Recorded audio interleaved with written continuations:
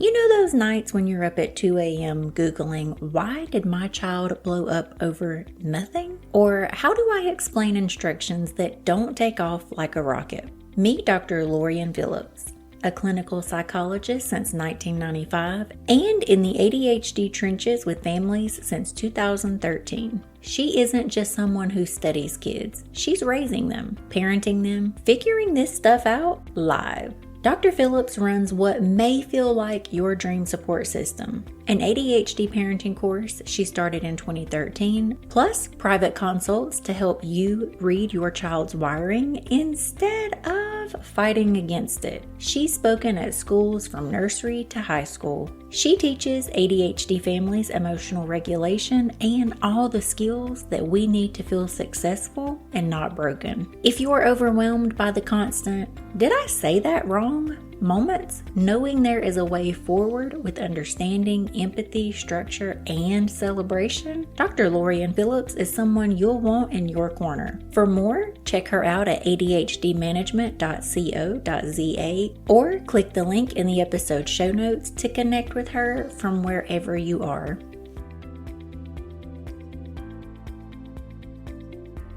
Okay, parents. Today's episode is for every one of us who's ever said, "Why can't we both just calm down?" We're diving into self-regulation for you and for your kiddo, and talking about the tools that actually help when big feelings and sensory overload hijack the day. We're breaking down what's really happening in our kids' bodies and ours, why those sensory tools actually work, and how to explain it all in language our kids can understand. And joining me is someone who makes science feel human. Dr. Geor. He's a U.S. licensed clinical psychologist, the director of counseling and wellness at Duke Kunshan University, and president of the Shanghai International Mental Health Association. Dr. Hu has spent years helping families bridge the gap between emotion and regulation, and trust me, he's about to make you feel a whole lot less alone in this wild, neurodivergent parenting world. So grab your coffee and maybe your weighted blanket, because by the end of this episode, you'll walk away with new tools, fresh perspective, and a little more grace for both you and your little one.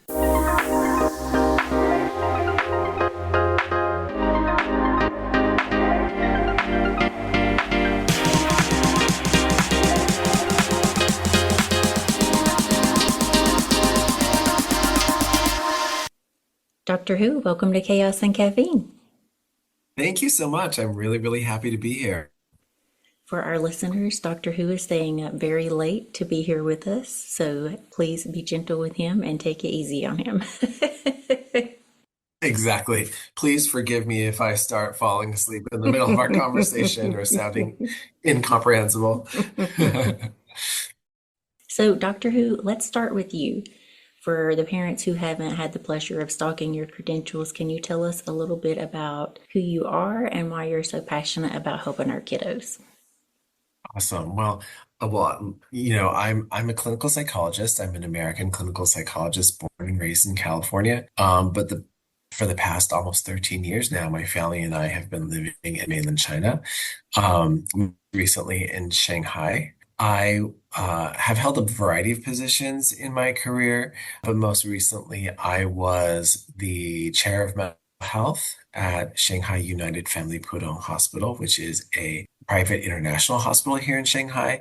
Previous to that, I was director of mental health at Jiahui International Hospital, which is another international private hospital in Shanghai. I was a clinical psychologist in Beijing also for 3 years before that. And I'm currently the president of the Shanghai International Mental Health Association and the director of counseling and wellness at Duke Kunshan University, which is a joint venture campus between Duke in Durham and other Chinese partners here in China. So yeah, that's a little bit about me. Now, why I'm so passionate, I'm passionate because I'm interested in this type of thing, not only just from the perspective of a care provider, professional, psychologist, but also as a parent. My wife and I have two boys. One of them just turned 15, the other is 10.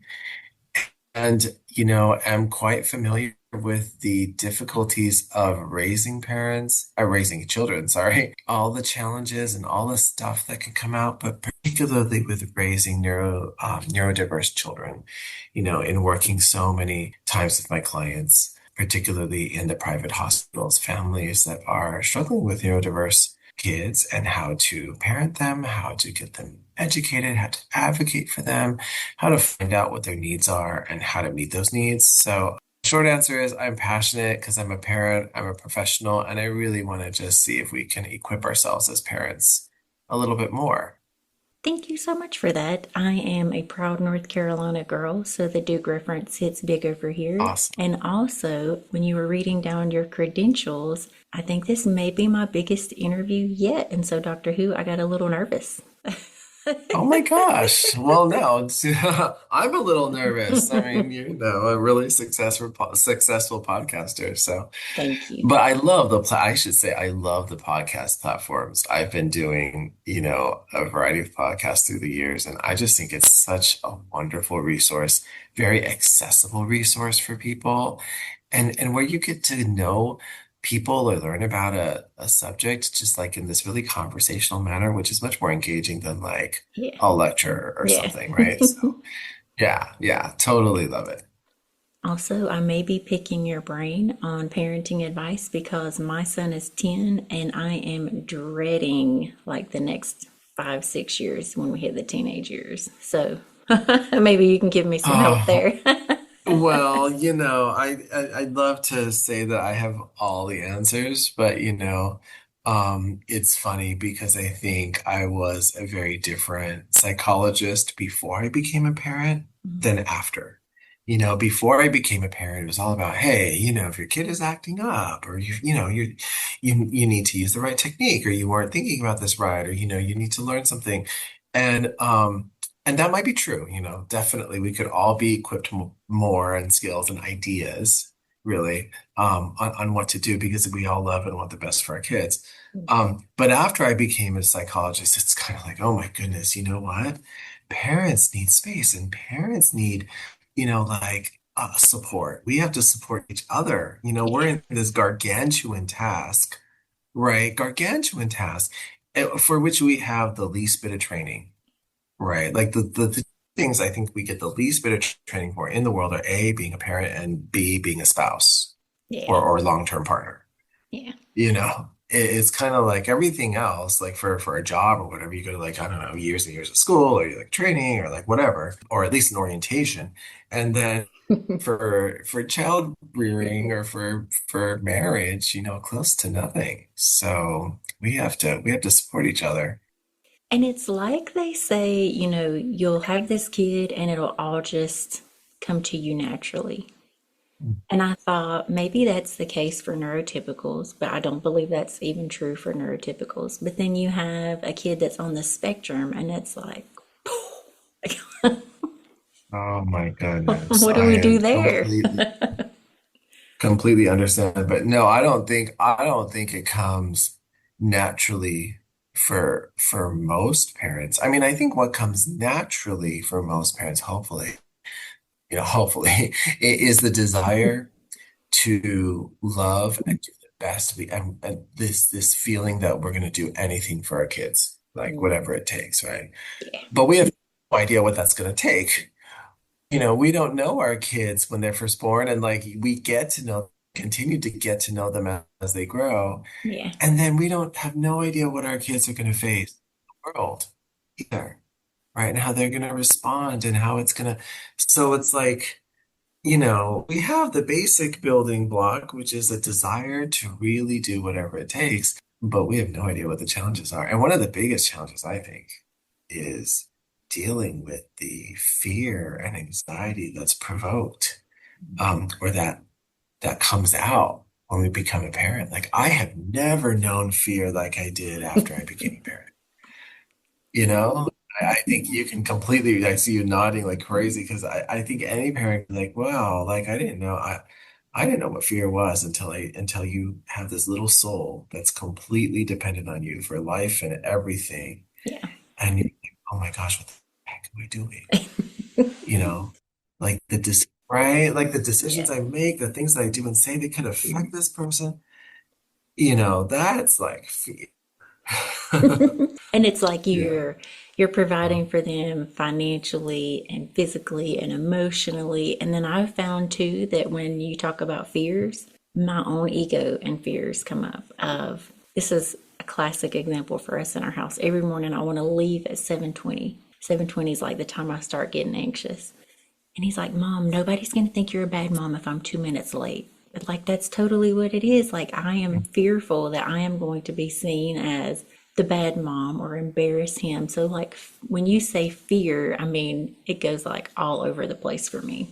That is so real. That the part of that fear is also the fear of being looked at as incompetent or, God forbid, harming even a child when we're really trying to do the Yeah. best for them. And I really think that mothers and women get a hugely disproportionate amount of judgment, Yeah. for whatever reason. Well, not for whatever reason. We know the reason. It's a lot of socialized, gender inequality, but it's really true of mothers and women, Yeah. you know. And that's something that, I think a lot of women, especially, well, you tell me, I think I really find it really embarrassing to talk about, Mm. you know. Um, And it's hard for parents sometimes to admit, it's hard for people sometimes in general to admit that they need help or they're wrong, but especially parents because we feel like we come naturally, like you said, Yeah. right? Like that this should just come. And if it doesn't, that means I'm somehow incompetent, and nothing could be farther from the truth, in my opinion. I when you're talking about fears, like this memory jogged um in my mind. Um, gosh, my older son was probably just over one, but definitely not yet two.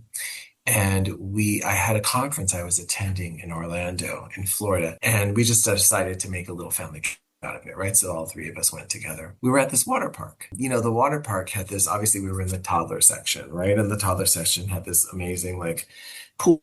I put pool in air quotes because the water is literally 2 inches deep. It's not a pool. It's more like a piece of wet pavement or whatever, but it's like things are splashing. And it's America, right? So even though it's barely 2 inches deep, everyone, all the kids are required to have a life jacket on, Yeah. right? And all of that. And my son, it's one of his first times kind of in this kind of a place. So he's totally excited. And I'm just walking around with him and I'm holding the collar of his life jacket, like behind, at the nape of his. I'm just walking around and while I'm holding it. And my wife is like, she comes up to me, she's like, "Hey, why are you holding his life jacket? Like, just let him like walk around." And I was kind of like, "What are you talking about? I have no idea what you're talking about. I love this. I like it. It's fun for me. Okay. I like holding life jackets. It's what I find fun, because I'm just like, I don't know, whatever. I like it, but and she was kind of like, okay, like just letting you know, you could just let him go. Like Yeah. he's got a life jacket on in 2 inches of water, like nothing's gonna happen. But it was, but I was completely unprepared for this fear that was coming up from me, right? Like this total fear that something's gonna happen to him. Right, it's water. And I have this, we don't have to go into my trauma, but because of my own stuff from before, right, that I had no idea was the thing anymore, Yeah. right? Until, that process in my own therapy and like all of that, until you have this little and boom, right? It's back and it's back real, like really back, Yeah. And then you start doing ridiculous things like, holding your kid's life around and refusing to let them go in more ways than one. And right. And like doing all these things out of your own fear as opposed to what's probably best for them, Mm. you know. And that could be applicable to so many things, right? Yeah. So Okay, ADHD parents, if you've ever said, I just need one thing that actually helps us stay on track, I've got you covered. Meet Pop Sugar Cafe Printables, the creative powerhouse turning chaos into calm, one gorgeous, brain friendly printable at a time. Pop Sugar Cafe isn't just about cute designs, though they are stunning. It's about giving neurodivergent families tools that work: visual schedules, emotion charts, routine planners, and positive reinforcement systems that make everyday life feel doable. These printables aren't built for Pinterest perfection. They're built for the real life mornings with missing shoes, cold coffee, and a kid who suddenly hates pants. So if you're ready to swap the daily overwhelm for something that actually supports your family's rhythm, check out Pop Sugar Cafe Printables, because structure can be beautiful, functional, and ADHD friendly all at once. Whew. Yeah. Raising Yeah. a tween, my son is 10, and I feel like he's letting me know now. Like, Mom, you can relax a little bit. Like, I've got this. He does not say it that delicately, but he is letting me know, Mom, I'm okay. And it's really, really hard. I think it's so great. I, I hear you, and I think it's so great that you're putting it that way that, because I'm just thinking about what you mean by that, because I have a 15-year-old and a 10-year-old, you know, and and I'm kind of going, wow, I think that's what they're saying, Yeah. right? What they're saying is, Mom, I've got this. You can let go. You can take a step back and let go of my life jacket or whatever, right? Like I already have a life jacket Yeah. on. You can like not hold it. But like, but what it comes out, but how it actually manifests itself is like, stuff like, you're oppressing me, Hmm. you're too much, obviously because they're teens, not said in the most eloquent way or with the best of tones or, that, teenage attitude, Yes. packaged in it. And so we feel really justified in going, no, you don't, right? No, you don't. You have no idea. Like, and that's our fear coming Yeah. out. And you're right. Like I probably should interpret that as he's going, hey, I, I've got this, or at least I'm going to try to get this. Yeah. Let me try. Let me try first, you know? My son's favorite saying is, Mom, I'm not a baby anymore. And I'm like, Oh my oh, I gosh. know. Okay. I was like, but you're my baby. He was like, but I'm not a baby. I was like, oh, through the Very good heart. point. Yeah. Yeah. I was going to say, I don't say that you're my baby out loud, but inside my heart, it's like, yes, you are, or I wish you were, Yeah. or I'm scared that you're not my baby anymore, right? Mm, Because when you're a little baby, like well, we all know, right? We've been through like traveling or doing stuff when before your baby can crawl is much different from after your baby can crawl, right? Then it's like, whoa, right? Everything They're is just like, scary. Everything is dangerous. everything is scary. Exactly. Exactly. Because they could, I don't know, crawl or run out into the street or, like run away or like Yeah. go up to a stranger who has candy, like all kinds of like things. Yeah. You know, We joke about the stranger danger vans yeah. when he sees the free candy vans, not literally free candy, but the Yeah. sketchy vans. He's like, Mom, stranger danger Yeah. van. Anytime you see like a white, unmarked, windowless Yes. van driving down the road. I grew up in the 80s, okay? Totally, Yes. you know, totally understand it. Yeah. Although fun fact. Yes. No, you go ahead. I love fun facts. No, I was just gonna say I don't know how fun it is actually now that I'm thinking about it. But yeah, most kidnapping is actually from people that and very, Yes. very not very often is it from like actual total strangers. But we should exercise caution, especially since Halloween's coming up, right? We Agreed. should exercise Agreed. caution. Yeah. ADHD side note, we have talked multiple times about how when Mom was little, we went trick or treating from house to house, and he was like, oh, that's very sketchy. And I was like, you know what? It actually was really sketchy. He's never been trick or treating like that. Totally sketchy. And they're giving you stuff, and people are wearing masks, and you don't know Yes, who they are. And you're exactly. supposed to go and eat the stuff that other people gave you. and that you don't know, and you're just supposed to pretend it's all okay. Exactly. And for like one night a year, everything is carefree. Like, oh, it's fine. It's fine. It'll be fine. But do not do this on any other day. Exactly. So, Doctor Who, bringing up our fears and the self work that we need to do as parents kind of leads me into one of the questions I wanted to ask you. Yeah. It comes up over and over in neurodivergent parenting. We are told to help our kids self regulate. And as a 1985 baby, I doubt any of us were taught how to self regulate. So, how can we learn not only how to teach our kids, but first teach ourselves in the process? You know what? That's a wonderful and huge question, and I would probably answer it by saying, let's define self-regulate a little bit, right? Because sometimes when people ask people to self-regulate, it's kind of this paternalistic attitude about what I mean is you need to like shut up and not display your emotions, right? Because it's too much. So you need to shut that down.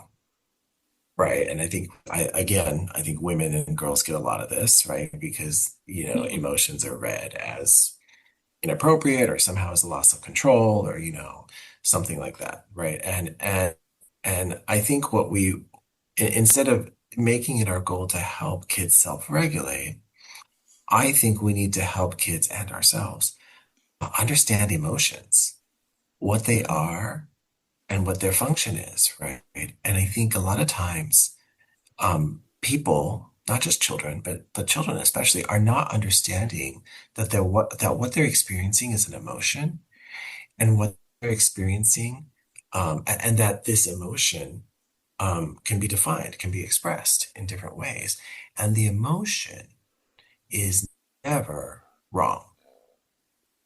Okay, so the emotion never needs to get suppressed or changed or zapped away or whatever, right? Because the emotion has a function. They're probably scared of something. They're probably fearful. They're probably, sad or, something like that. And so that does the, there's no universe in which the emotion itself is wrong. Now, there are either more appropriate ways to express that depending on where you are and things like that.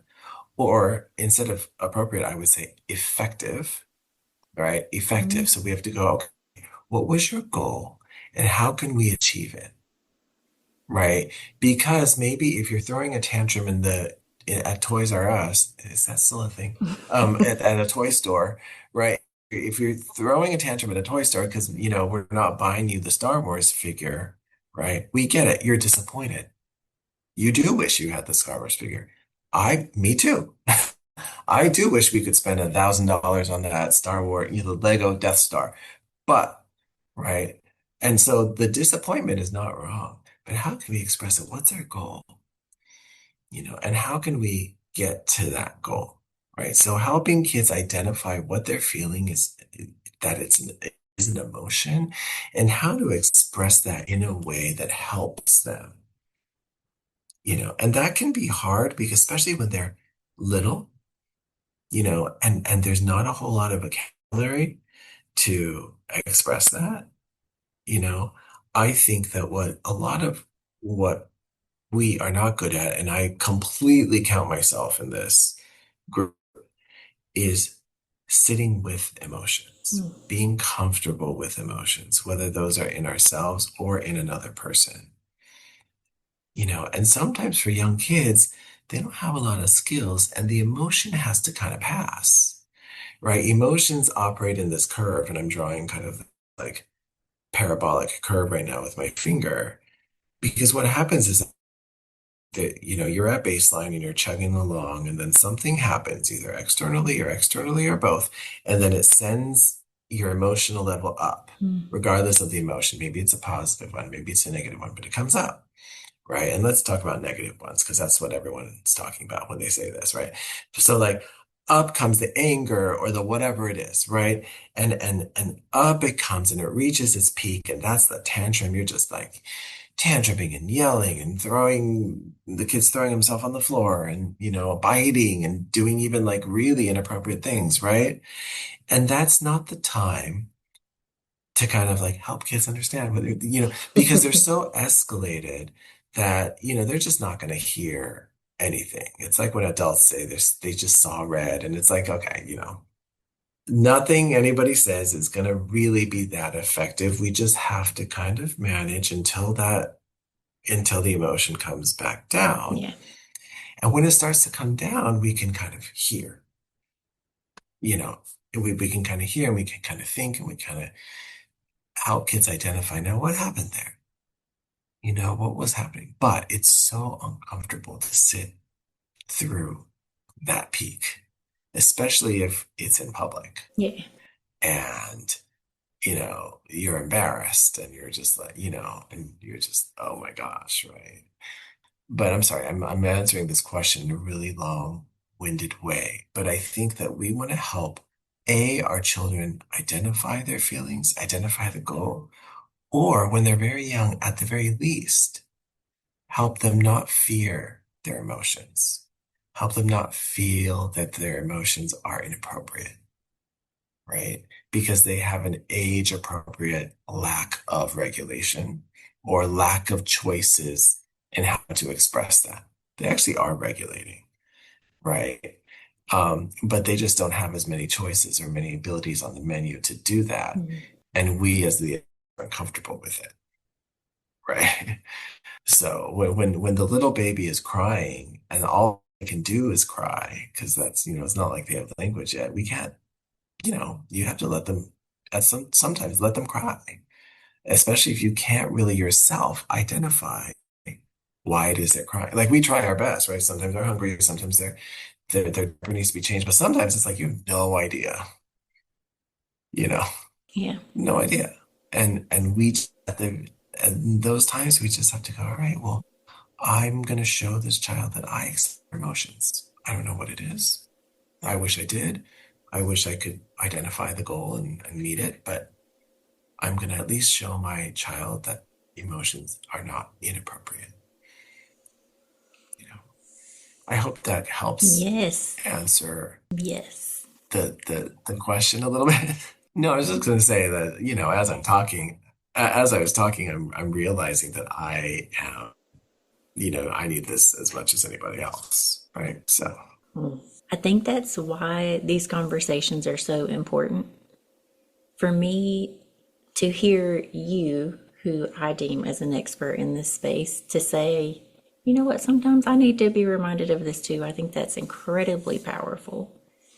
But there's something that you just said that I think all parents need to be reminded of, and that is that no emotion is wrong. And I think, like when you said that babies don't have the words to articulate how they're feeling, but whenever our kids are, say, 10, we expect them to be able to say that. And that's not true for my for kid, for most, most 10-year-olds. They have these big emotions, they don't know what they are, and they don't know how to say it. So I think that was probably a reminder for me as well. yeah, yeah. And no one's ever taught them how to say it. I mean, people have taught them how to communicate all kind of other things, right? I don't know, write essays on, oceans or whatever it is, but like not about, hey, how do I tell that I have a feeling? And how do I express, what do I do with it? Especially if there are not a whole lot of examples, right? Yeah. I think that we as parents, sometimes out of our desire to protect our children, we don't let them see some things. We don't want to let them see some things, right? Maybe we don't want to let them see when we're feeling some strong emotions, particularly negative ones, right? Maybe we don't want to let them see us arguing, mom and dad arguing, or trying to work through a disagreement or something like that. Because we're trying to protect them. We're trying not to make them upset, or we're trying not to let our emotions, affect them, which is completely reasonable. Um, but I think the flip side is that they don't have a lot of examples of like what mature adults do in these situations. Mm. Maybe we don't even know what to do, Yeah. right? Which is totally also possible. And in which case, they can see an example of somebody going, I don't know what to do, and I need to find out. I need to, where are the resources? What resource can I get to find out what I can do? Because mature adults theoretically admit that they have something they need and then go and try to get that thing, right? Like with anything, right? If I dig my heels in about, my computer needing fixing when I myself know nothing about it, I'm just like, no, I don't need it. Nothing's wrong with my computer. But there you are, like not being able to write any emails while the world is progressing and writing emails, right? Like Yeah. you're going to be the one suffering for that. Right? So I think we can, you know, display that example to our kids. And having grown up in an Asian immigrant family, like, you know, emotions were seen as like, completely inappropriate, right? Strong emotions, particularly negative ones, right? Where, if you really express them too much, then you were being somehow inappropriate or, so there wasn't a lot of great examples. Okay, Chaos fam, if you're in full back to school mode and wondering what on earth to pack for your sensory seeking, fidget loving, easily distracted kiddo, well, Play Therapy Supply has us covered. We're talking fidgets and sensory tools, discreet classroom friendly options like spiky finger rings, putty, and handheld fidgets that actually help kids focus without becoming a classroom distraction. Calming corner supplies, think weighted lap pads, emotion cards, and sand trays, perfect for teachers or parents building a reset spot. Games and activities, social skills, card decks, conversation starters, and therapeutic games that sneak in learning while your child just thinks they're having fun. And yes, they've got the classic therapy staples from sand and miniatures to art supplies, all designed for both classrooms and home use.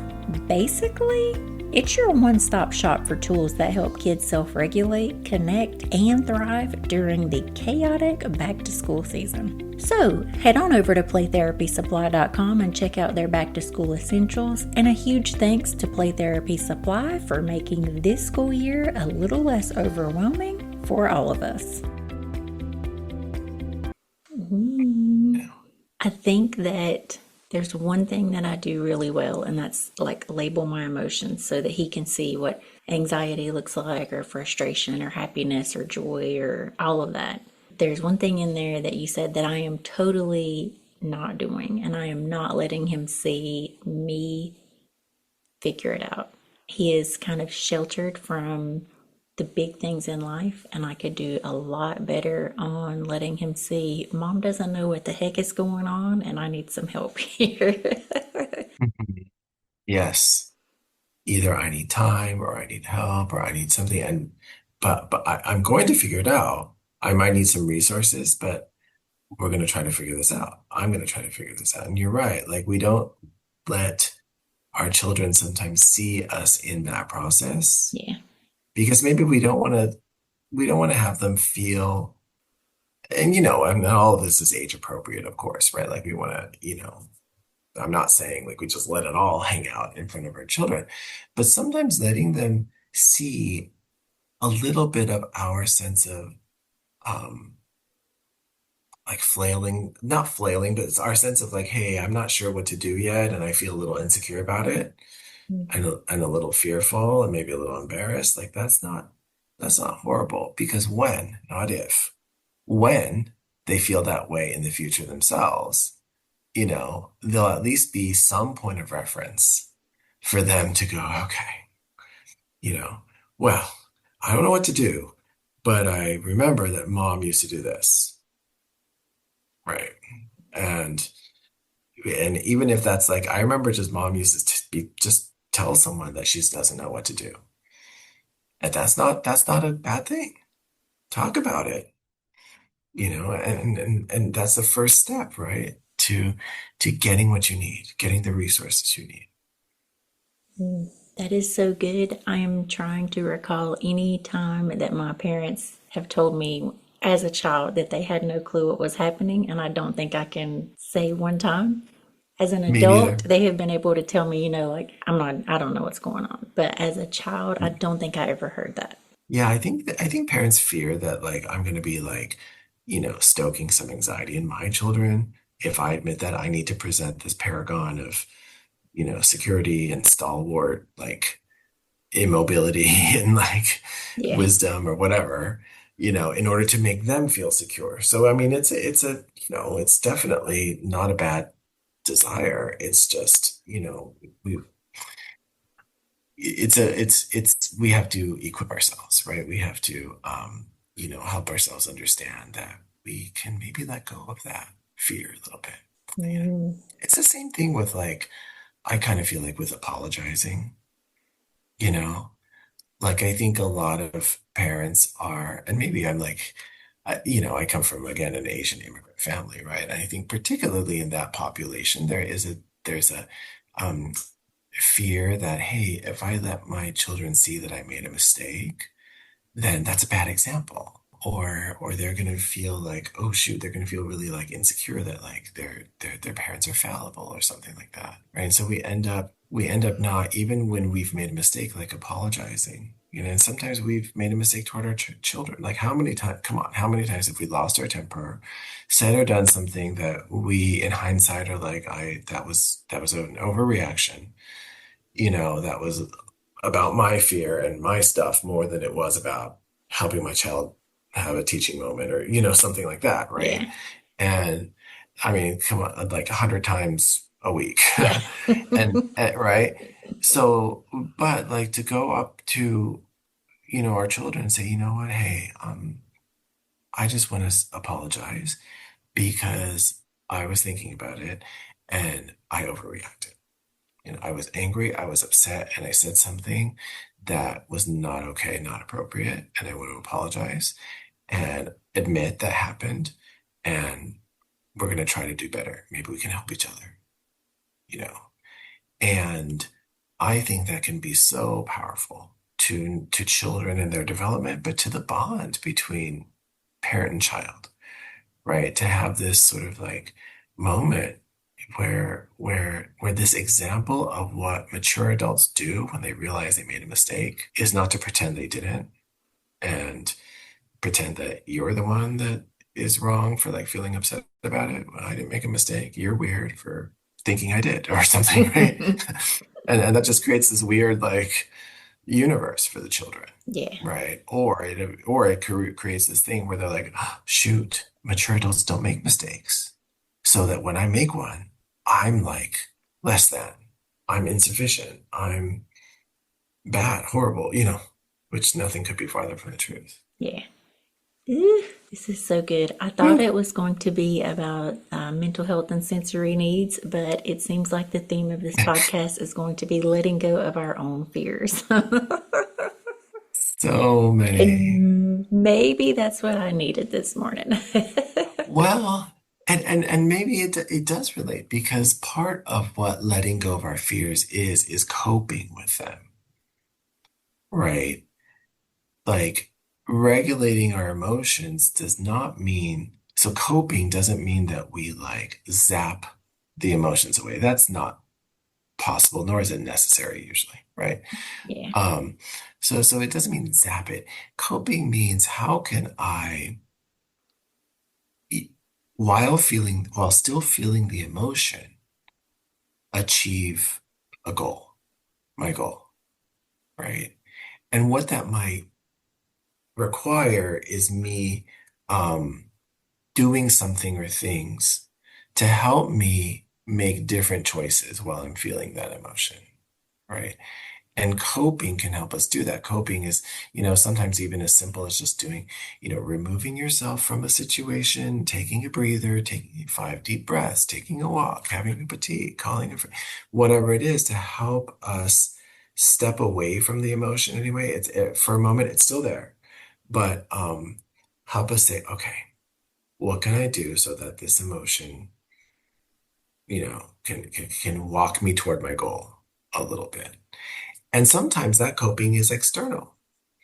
And that's what a lot of these um, sensory a lot of the sensory equipment that's out there, can help do is to provide an external sensation for the child in order to help them cope with something, right? That's inside. And sometimes neurodiverse children can't articulate what that something is, right?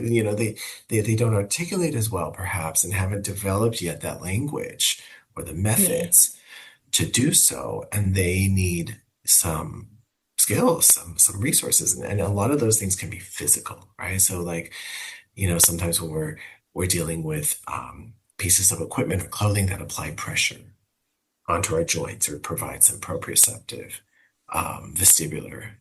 some vestibular input, right, on our bodies, that can be very soothing for people, and it can provide a sensation that helps children step away from the emotion a little bit, right? It's like that quote unquote cup of tea or the walk, right? That helps us just kind of step away and go, okay, where can I go from here?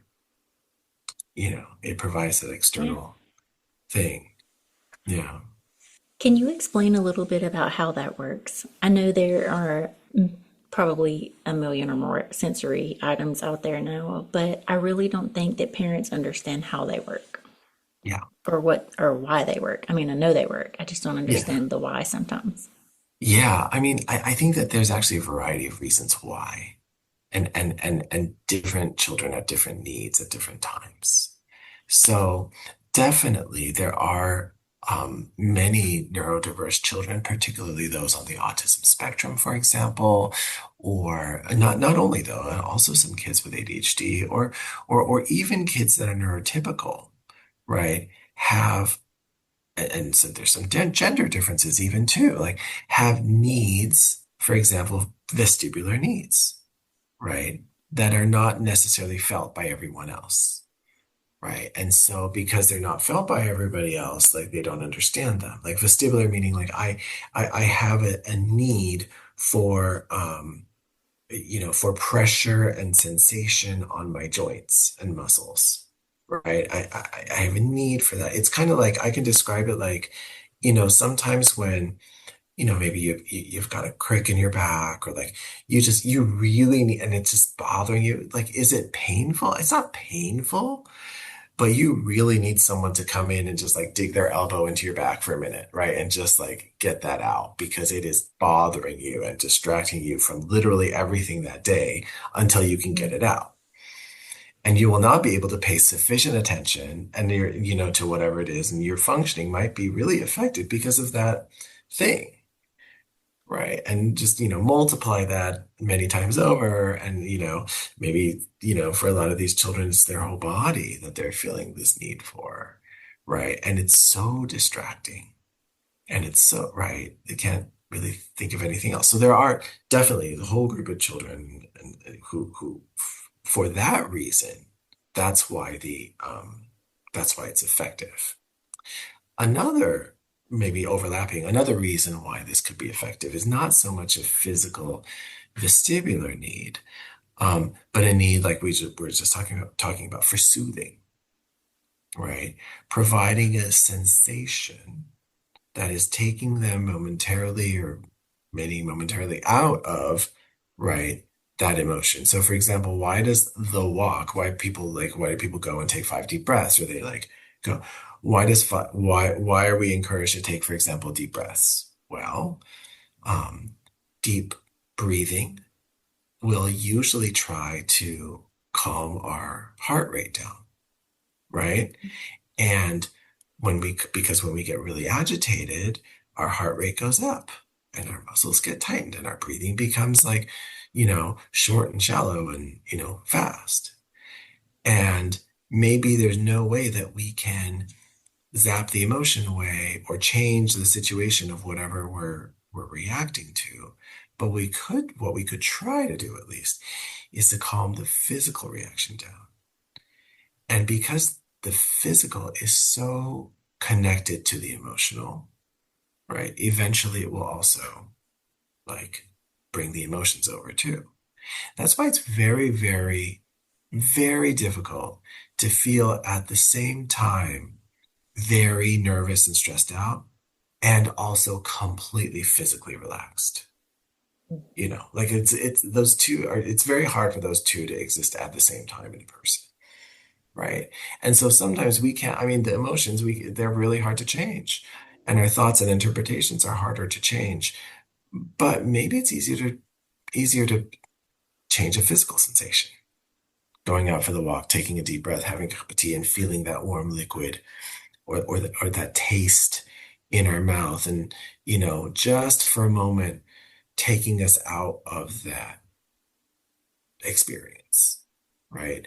And so that's also another reason why this can be really soothing, right? It's a sensation, right? It's a sensation there, right? Particularly one that kind of like um, makes you feel surrounded sometimes, right? Like a lot of these sensory chairs are actually shaped, canoe-like, so that you can lay in them and feel, the walls of the quote unquote canoe, right? The foam Yeah. canoe kind of press against you, right?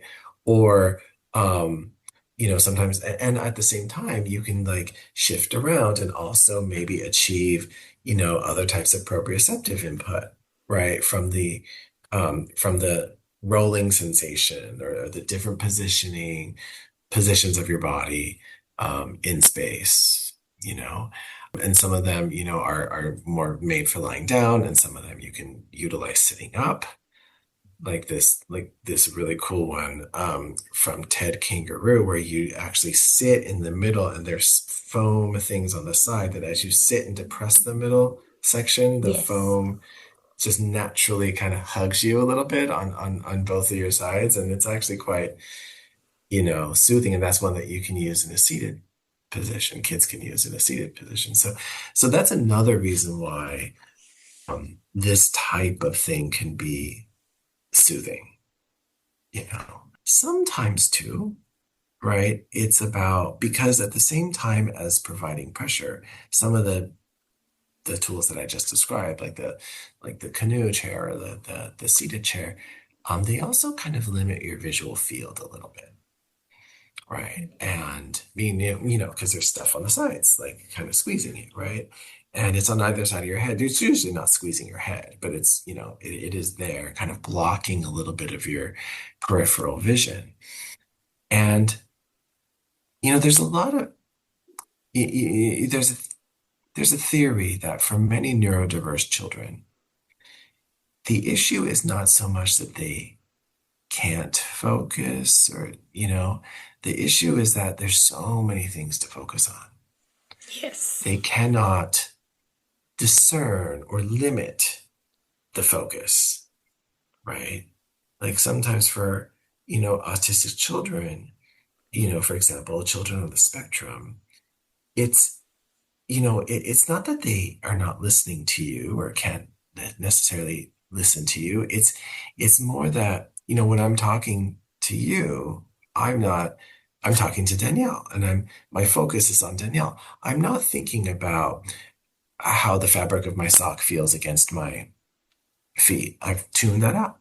I'm not thinking about, how many lines are on the ceiling because I've tuned that out and I don't have an interest in that. Or I'm not thinking about all these other things. But a lot of these neurodiverse children can't tune that out. There's way too much happening. Yeah. And so a limitation on that visual field is helpful because it just like physically kind of like limits, like the blinders on a horse. It's just kind of reducing that input for them while at the same time providing a soothing physical input. And that can be really calming. Is your next step on the ADHD parenting journey treatment, but you're feeling a little apprehensive? You, my friend, are not alone. So many of us want options that are science backed and parent approved. Meet Dr. Richard Bowles, geneticist, ADHD dad, and creator of NeuroNeeds. When his own son was struggling, he created a powerful all-natural supplement that helped his son get off stimulant meds completely and thrive all the way to college. It's called Neuro Needs, and it's packed with exactly what ADHD brains need to function, focus, and regulate without the side effects. If you're curious, hit the link in the show notes to check it out. And don't forget to sign up for our newsletter while you're there, because right now, Neuro Needs is doing us a solid by giving away a free brain bundle. And all you have to do to be considered is to sign up for the newsletter. Because you deserve science you can trust and support you can feel. Really proud mom moment. My son has actually started to advocate for himself in the classroom, and when they have a really important assignment, he'll ask if he can go sit by himself so that he's not distracted by his 17 classmates. And I Wonderful. think that's really big for a 10-year-old to Really? be able to say, hey, I need to get away from all of this. Absolutely, because he's starting to understand himself. And he's like, hey, if my goal is to get this done, I know what I'm going to be needing here. And part of that is I'm needing to be over there. And also the big part, like you said, is advocating. Hey, how can I get that thing that I Yes. need, Yes. in an appropriate manner, in an effective manner? And me advocating for myself in this way is much more effective than throwing a tantrum and, you know, some other way. So, Doctor Who, my son actually has the squeeze chair, and this actually happened yesterday. So, I'd like to give a real life example and then ask for Okay. some advice. Okay. So, right now he's hyper fixated on a new game, and everything is about winning this game. And last night he did not win this game. So, I had to intervene and turn the game system off, and that caused an eruption of even more emotion.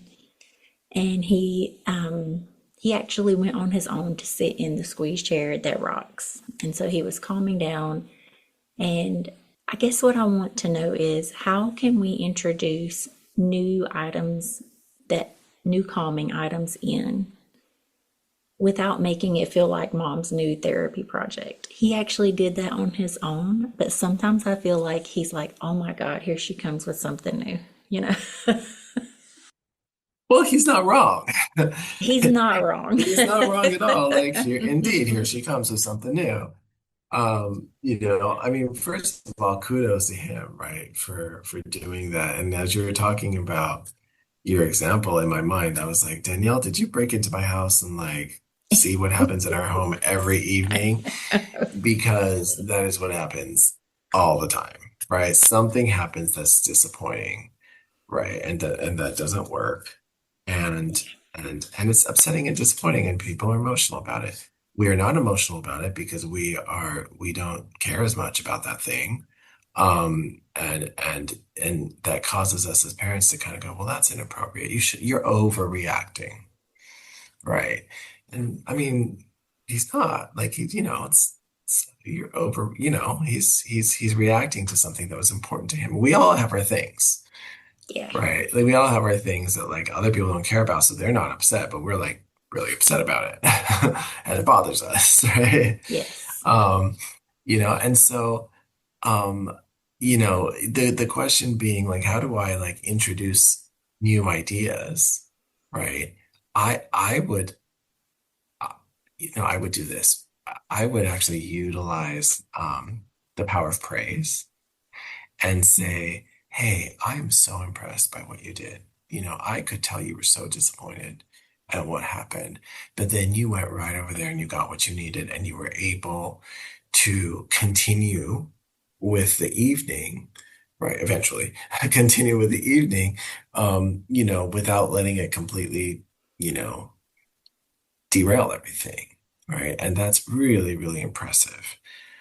And I wanted to actually, mom has been like looking at some things, and there's some other tools that can also help you. Can we try one of them? Because doing it in the context of praise, um, can make somebody much more open as opposed to going, well, that didn't work, try this. Because that could be easily misinterpreted as you weren't successful utilizing that, so let's try this, you know? So Yes. you using that more positive angle, I think would be something to try. I can definitely work on that for sure. So can I. No. Four fingers pointing right back at me, right? I know. Yeah. Is there a way for us to explain to them what's happening? Like why these Oh, tools work in a language that they can understand? Or am I jumping the gun and I need to wait 10 more years? no. Well, I mean, it depends, right, on how old the kid is and how I think that what we can do is actually help them draw the connection, at least. I don't know that we need to go into like a whole lot of neurological detail that they don't honestly care about, unless they do care about it, unless Yes. they ask, and we can say, hey, let's find out more together, right? And research this, but help them draw that connection and say, you know what, I think this is really helping you, right? Because when we make it a connection, then it becomes more connected in their own mind, and it can enter in the next time as a conscious choice on the menu, right? If it's connected. Like I I I was able to feel better in part because I did sit in that chair, as opposed to I just happened to feel a little bit better while I was sitting in the chair, you Mhm. know? Because in the first scenario, we can be like, oh, okay, well, next time maybe I can try it again more quickly or something like that, you know? Yeah. Yeah. I feel like I should be taking notes. Well, we can even do like this is what I did with my kid, my younger kid before. Like we can even utilize like, have you heard of Kelso's choices and things like that? We can actually create our own menu of choices, right? Um, we used to have like a bad feelings bag when my younger son was younger, that of things that he could do when he was feeling really angry, right? And like it's basically things that he could feel free to tear apart or break or, crush or, whatever it is, right? Because you just got to get that. And again, people have different Yeah. sensory needs, right? And a lot of times boys have sometimes much more of that, right? The expression of feelings or even the experience of feelings very connected to physical things, right? Sometimes they just need to go and like punch something or, things like that, right? And so like, having this menu or this bag of choices, like don't break the vase, break this or tear this, right? Would really help them say, hey, there's nothing wrong with this feeling, right? I can get what I need, you know, while also not harming other things or other people, right? I can still get what I need, you know. So we can put the sensory items too on a list of choices. Sometimes like visual choices work really well. Sometimes for kids are much better at least. And so if we, make that a visual choice and like literally stick it on the wall, where we don't have to like yell or cajole, Yes. we could just point. Hey, why don't we try one of these? It helps us too, because the more we yell, the more distressed we are, you know, and down that spiral goes. Doctor Who, that is a fantastic idea. I cannot believe I have never thought of it before. But before my kiddo gets out of school today, I'm going to get a bag, a destruction bag, for whenever you are upset. These are the things you can pulverize, rip, tear, shred, and maybe that'll help you feel better. That's a fantastic Yeah. idea. Thank you for that. Yeah. Sometimes it's therapeutic to like, I mean, the poppets are great Yeah. too, but sometimes it's, I don't know, dare I say, satisfying to like you destroyed something. Like, you know what I'm saying? Like, aren't there these things where like you pay a bunch of money to go into a room and there's all this like I don't know, dishware, like I don't know, discarded dishware or something, and you just like literally throw it against the wall and smash Yes. it, and you come out having had this cathartic experience because you like literally destroyed something, but it was okay because it was okay to destroy that thing. Yes. Like it's just, you know, I don't know, something about it just feels better. It's probably a massive relief. Yeah. Like you can't tear up the game system because you know you're going to want to play it tomorrow, but Yeah. you can tear up this plushie that you no longer care about. So Yeah. I think that's amazing. Yeah. Yeah. Try it. Yes, I'm going to. I really am. I'm going to email you and let you know how that goes. That was a great Sure. idea. I'd love to hear. Doctor Who, I know it is incredibly late there for you, and I'm so sorry to keep you up so late. And I would selfishly keep talking to you all of my day, but I know you have a very many important things to do. So thank you so No. much for your time today. This has been amazing. Well, you know what? It's my pleasure because Danielle, it's been so fun to talk with you about this, especially in this format. But also, it's been really valuable for myself too. Sometimes when you're mired in things like this in a certain way, in your day when it's like your profession and things like that, like it's kind of rejuvenating or re-reminding me of things to do with my own kids, right? And I'm so glad that we, had this time where we can support each other and a reminder to all your listeners, we need to support each other as parents, and just realize, hey, we're trying to do the best we can, but maybe we need more resources and we can help each other get them, you know. I always ask for last parting advice, but I think that was your mic drop moment. Yeah, be kind to yourself. Yeah. Yes, I feel like shame dies in community. So, like when we hear parents say, I'm completely flubbing this up too, we feel less alone. And I think that's so powerful. Yeah, exactly. Amen to that. Thank you so much. Thank you so much for staying up late and talking to us. Thank you for having me. Really enjoyed it.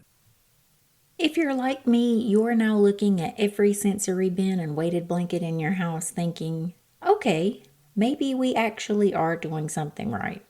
Doctor Who, thank you for reminding us that regulation isn't about perfection, it's about connection. You gave us permission to stop seeing these tools as extras and start seeing them as lifelines for our kids and ourselves. So the next time your child needs a sensory break, or you do, take it. You're not overreacting, you're re regulating. If this episode hit home, please do all the things for the algorithm gods. Like, subscribe, leave us a review, 5 stars obviously. But more importantly, share it with another parent who's hiding under their weighted blanket and needs to hear that they're not alone in this journey. And don't forget to follow Chaos and Caffeine wherever you get your podcasts because every week we're turning ADHD parenting chaos into connection, one meltdown and one cold brew at a time.